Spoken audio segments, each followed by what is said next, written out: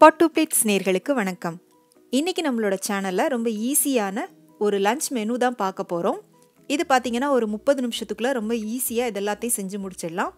இன்னைக்கு லஞ்ச் மெனுல நம்ம என்னலாம் பார்க்க போறோம்னா ஒரு சிம்பிளான சாம்பார் சாதம், ஒரு சூப்பரான தயிர் சாதம், அதுக்கு சைடு டிஷ்ஷா ஒரு வெண்டைக்காய் பொரியல், அப்புறமா காலிஃப்ளவர் ஃப்ரை.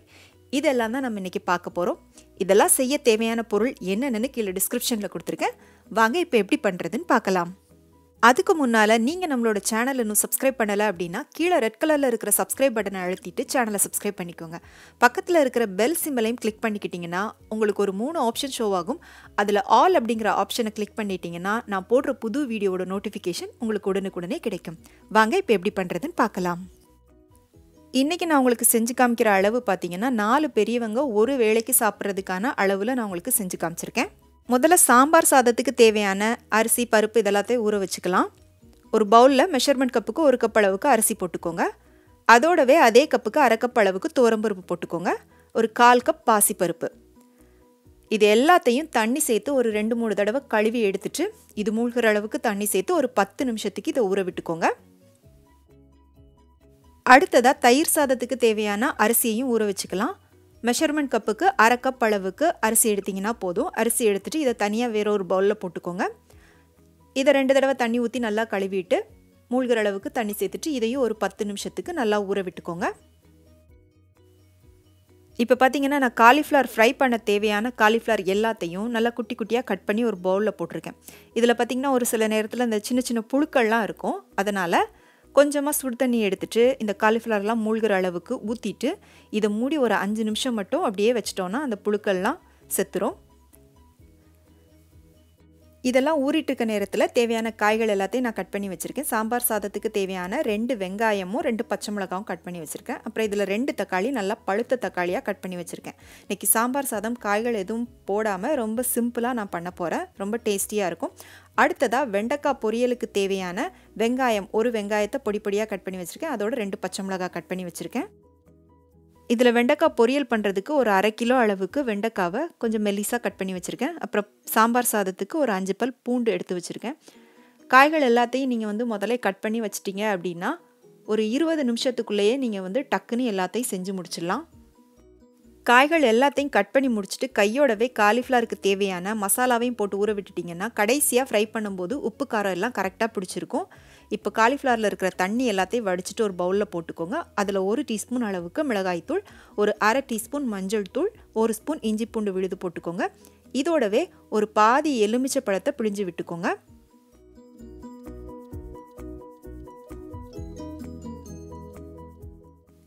தேவையான அளவுக்கு உப்பு சேர்த்துட்டு இது எல்லாத்தையும் நல்லா கலந்து விட்டுக்கோங்க.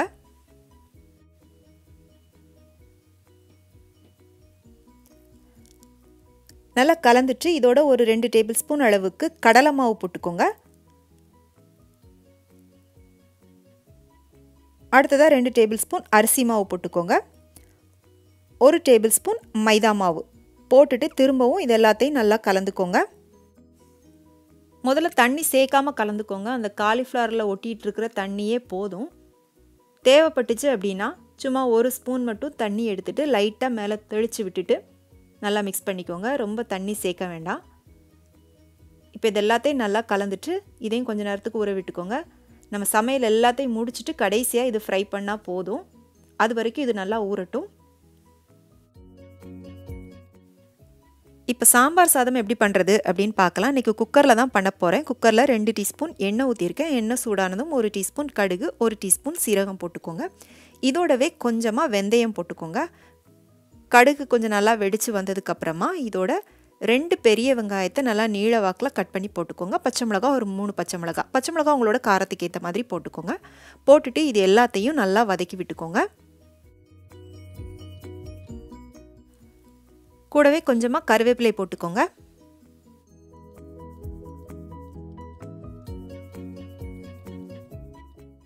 இதோட ஒரு 5 பல் பூண்டு உரிச்சு போட்டுக்கோங்க. இப்போ வெங்காயம் பூண்டு கொஞ்சம் நல்லா வதங்கினதுக்கப்புறமா 2 தக்காளி நல்லா பழுத்த தக்காளியாக கட் பண்ணி போட்டு வதக்கிக்கோங்க. இதுக்கு வெங்காயம், தக்காளி, பூண்டு இதை தவிர வேறு காய்கள் எதுவும் தேவையில்லை. ரொம்ப சிம்பிளான சாம்பார் சாதம் ரொம்ப ரொம்ப நல்லாயிருக்கும். இப்போ தேவையான அளவுக்கு கொஞ்சமாக உப்பு சேர்த்துக்கோங்க. இதில் ஒரு சின்ன நெல்லிக்காய் அளவுக்கு புளி எடுத்துட்டு தண்ணியில் ஊற வச்சு வச்சுருக்கேன். இதை வந்து முதலே நீங்கள் ஊற வச்சுக்கோங்க. நான் ஊற வைக்க மறந்துட்டேன். அதனால் கொஞ்சமாக சுடு தண்ணி ஊற்றிட்டு நான் இப்போ ஊற வச்சுருக்கேன்.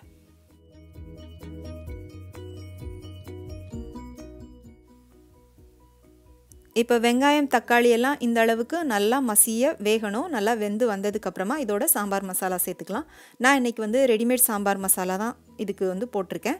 சாம்பார் மசாலா வந்து 1.5லேருந்து 2 டீஸ்பூன் வரைக்கும் போட்டுக்கோங்க. உங்களோட காரத்துக்கு ஏற்ற மாதிரி நீங்கள் போட்டுக்கோங்க. போட்டுட்டு ஒரு 2 நிமிஷம் இதை நல்லா வதக்கி விட்டுக்கோங்க. வதக்கி விட்டுட்டு அதுக்கப்புறமா தேவையான அளவுக்கு தண்ணி சேர்த்துக்கோங்க. நான் இன்றைக்கி வந்து 5 கப் அளவுக்கு தண்ணி சேர்த்துருக்கேன். அரிசி பருப்பு இதெல்லாம் சேர்ந்து 1.25 கப் வருது. 1.25 கப்புக்கு 5 கப் அளவுக்கு தண்ணி ஊற்றிக்கிட்டீங்க அப்படின்னா சாம்பார் சாதம் நல்லா குழைவாக எவ்வளோ நேரம் ஆனாலும் அதே கன்சிஸ்டன்சியில் அப்படியே இருக்கும்.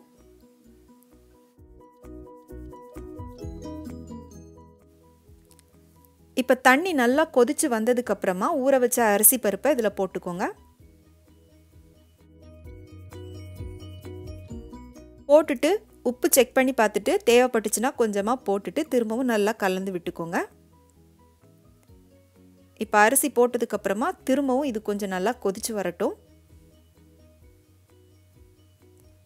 இப்போ திரும்பவும் நல்லா ஒரு கொதி வந்ததுக்கப்புறமா நம்ம ஊற வச்ச அந்த புளி இருக்கு இல்லையா, புளியை கரைச்சிட்டு அந்த தண்ணியை இதோட சேர்த்துக்கோங்க.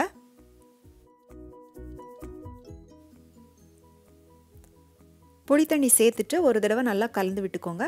கலந்து விட்டுட்டு குக்கரை மூடி விசில் போட்டு கரெக்டாக ஒரு 3 விசில் விட்டிங்கன்னா மட்டும் போதும்.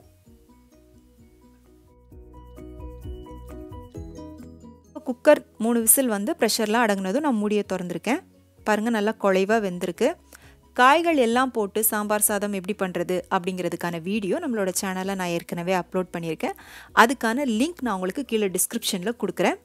பார்த்து செக் பண்ணிக்கோங்க. இப்போ இதில் நம்ம கடைசியாக தாளித்து மட்டும் போட்டுக்கிட்டா போதும்.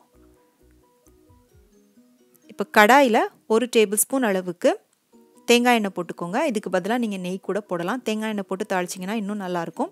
எண்ணெய் நல்லா சூடானதுக்கப்புறமா கொஞ்சமாக கடுகு சீரகம் போட்டுக்கோங்க. கடுகு கொஞ்சம் நல்லா வெடித்து வந்ததுக்கப்புறமா ஒரு 3 காஞ்ச மிளகாவை கிள்ளி போட்டுக்கோங்க.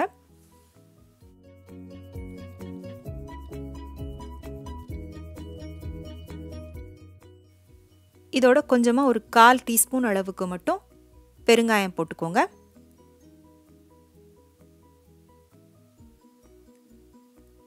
இப்போ இதை அப்படியே எடுத்து நம்ம செஞ்சு வச்சுருக்கிற அந்த சாம்பார் சாதத்தோடு சேர்த்துட்டு இதோடவே கொஞ்சமாக பொடி பொடியாக கட் பண்ண மல்லியிலையும் சேர்த்துக்கோங்க.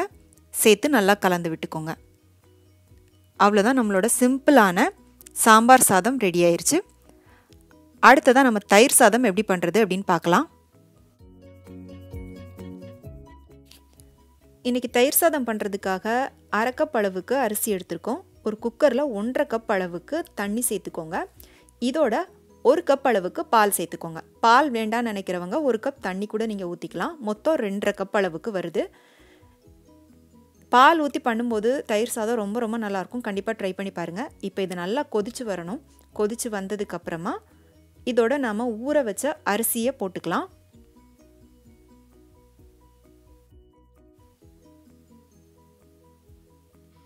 அரிசி போட்டுட்டு இதில் நீங்கள் உப்பு எதுவும் சேர்க்க தேவையில்லை. இப்போ குக்கரை மூடிட்டு இதையும் வந்து ஒரு 3 விசில் விட்டுக்கோங்க. இப்போ குக்கர் 3 விசில் வந்து ப்ரெஷர்லாம் அடங்கிருச்சு.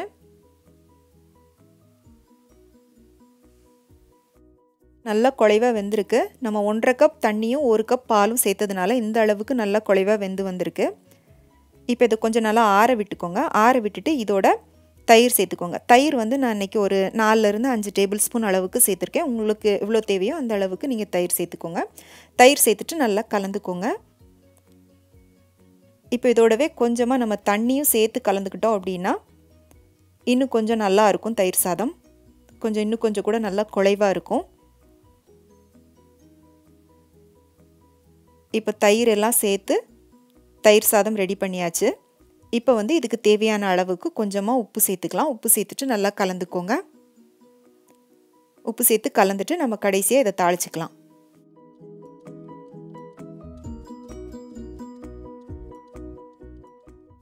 அடுத்ததாக கடாயில் கொஞ்சமாக எண்ணெய் ஊற்றிட்டு அதில் ஒரு அரை ஸ்பூன் கடுகும் ஒரு அரை ஸ்பூன் சீரகமும் அரை ஸ்பூன் உளுந்தும் சேர்த்து போட்டுக்கோங்க. இப்போ கடுகு நல்லா வெடித்து உளுந்தெல்லாம் கொஞ்சம் நல்லா வறுபட்டதுக்கப்புறமா இதில் ஒரு 2 காஞ்ச மிளகா கிள்ளி போட்டுக்கோங்க. இதோடவே ஒரு 2 பச்சை மிளகா போட்டுக்கோங்க. காரம் வந்து உங்களோட தேவைக்கேற்ற மாதிரி போட்டுக்கோங்க. இதோடவே கொஞ்சமாக கருவேப்பிலை போட்டுக்கோங்க. அடுத்ததாக 1 இன்ச் அளவுக்கு இஞ்சியை நல்லா பொடி பொடியாக கட் பண்ணி போட்டு வதக்கிக்கோங்க. இஞ்சி போட்டு தாளித்து போடும்போது தயிர் சாதத்தில் அந்த இஞ்சோட வாசனை ரொம்ப நல்லாயிருக்கும். அடுத்ததாக ஒரு 1/4 டீஸ்பூன் அளவுக்கு பெருங்காயத்தூள் சேர்த்துக்கோங்க. சேர்த்துட்டு ஒரு தடவை இதை நல்லா வதக்கி விட்டுட்டு நம்ம ரெடி பண்ணி வச்சுருக்கிற தயிர் சாதத்தோடு இதை கலந்துக்கோங்க. இந்த மாதிரி நீங்கள் தயிர் சாதம் உங்கள் குழந்தைங்களுக்கு செஞ்சு கொடுக்கும்போது ரொம்ப விரும்பி சாப்பிடுவாங்க. இதை வந்து நீங்கள் மத்தியானம் லஞ்ச் பாக்ஸுக்கு கூட கொடுத்து விடலாம். மத்தியானம் எவ்வளோ நேரம் கழித்து சாப்பிட்டாலும் கட்டியாகாமல் அப்படியே இதே கன்சிஸ்டன்சிலே இருக்கும். அடுத்ததாக சிம்பிளான வெண்டைக்காய் பொரியல் எப்படி பண்ணுறதுன்னு பார்க்கலாம். கடாயில் ஒரு 2 டேபிள் ஸ்பூன் அளவுக்கு எண்ணெய் ஊற்றிக்கோங்க. எண்ணெய் நல்லா சூடானதுக்கப்புறமா 1 டீஸ்பூன் கடுகும் 1 டீஸ்பூன் அளவுக்கு சீரகமும் போட்டுக்கோங்க. கடுகு நல்லா வெடித்து வந்ததுக்கப்புறமா ஒரு பெரிய வெங்காயத்தை நல்லா பொடி பொடியாக கட் பண்ணி போட்டுக்கோங்க. இதோடவே 2 பச்சை மிளகாவை நீள வாக்கில் கட் பண்ணி போட்டுக்கோங்க. போட்டுட்டு வெங்காயம் பச்சை மிளகா நல்லா வதங்குற அளவுக்கு வதக்கிக்கோங்க. இதோடவே கொஞ்சமாக கருவேப்பிலையும் போட்டுக்கோங்க.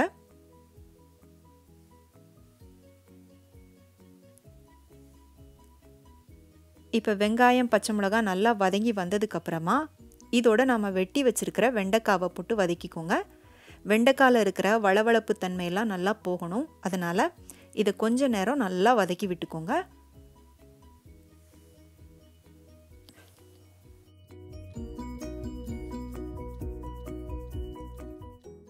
இப்போ இதை ஒரு 5 நிமிஷம் நல்லா வதக்கி விட்டதுக்கப்புறமா வெண்டைக்காய்க்கு தேவையான அளவுக்கு உப்பு சேர்த்துக்கோங்க.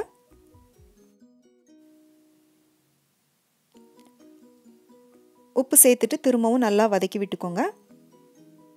திரும்பவும் ஒரு 2-3 நிமிஷத்துக்கு நல்லா வதக்கிட்டீங்க அப்படின்னா இந்த மாதிரி வெண்டைக்காயில் இருக்கிற பிசுக்குத்தன்மையெல்லாம் நல்லா போயிடும். இப்போ இதில் இதுக்கு தேவையான மசாலா தூள் நம்ம சேர்த்துக்கலாம்.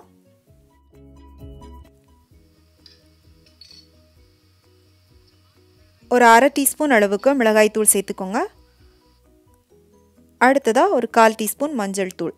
இதில் வேணும் அப்படின்னா உங்களுக்கு வந்து சீரகத்தூள் கூட நீங்கள் சேர்த்துக்கலாம். நான் வந்து சீரகம் ஏற்கனவே நம்ம தாளிக்கும் போது சேர்த்ததுனால நான் சீரகத்தூள் சேர்க்கலை.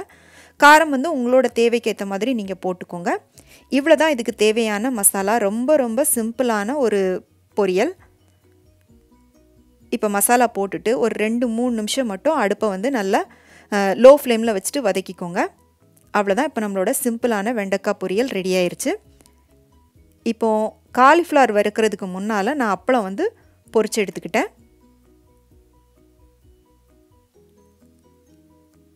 அப்பளம் வறுத்த அதே எண்ணெயில் நம்ம ஊற வச்ச காலிஃப்ளவரை போட்டு ஃப்ரை பண்ணி எடுத்துக்கலாம்.